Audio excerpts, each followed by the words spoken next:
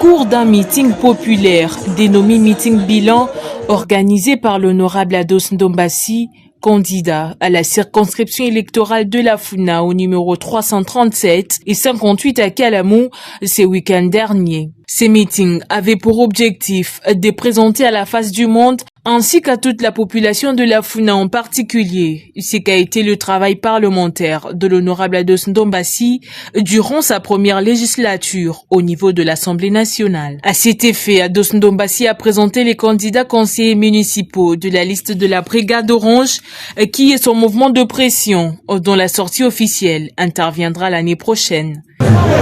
J'ai profité de cette occasion pour présenter les candidats de la Brigade Orange. La Brigade Orange est un mouvement d'éveil de conscience qui a présenté des candidats au niveau municipal. Et donc, il y avait plusieurs candidats, il fallait les présenter bien sûr à notre public. Et surtout que nous préparons la grande sortie de notre ASBEL, Brigade Orange, très prochainement.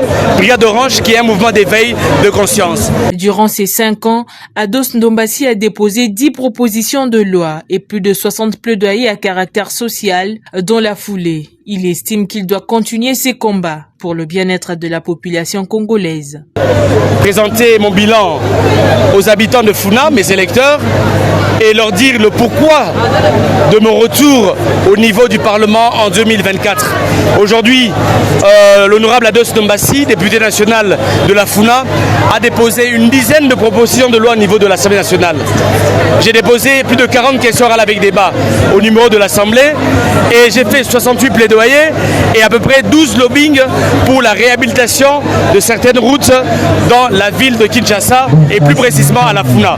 Donc c'est un combat et nous pensons que nous devons le continuer. Ces 10 propositions de loi que nous avons alignées, ce sont des propositions importantes pour le social du peuple congolais. Donc nous allons continuer à nous battre, nous allons continuer à faire en sorte à porter haut l'étendard de la Funa qui est notre circonscription. Il a profité de cette occasion pour lancer un appel à la population congolaise de faire le choix d'un enfant du pays et non d'un étranger à la présidentielle. Nous avons profité pour dire au peuple congolais de choisir un enfant du pays à la présidence de la République. Nous n'avons pas besoin d'être dirigés par un étranger. Ce pays a ses faiblesses, certes, mais les étrangers ne peuvent pas profiter de ces faiblesses pour venir nous diriger. Nous disons non. Le Congolais ne sera pas esclave des étrangers. La population sur place était très émue de venir à la rencontre de leur leader Ados Ndombassi et elle a promis de lui renouveler la confiance.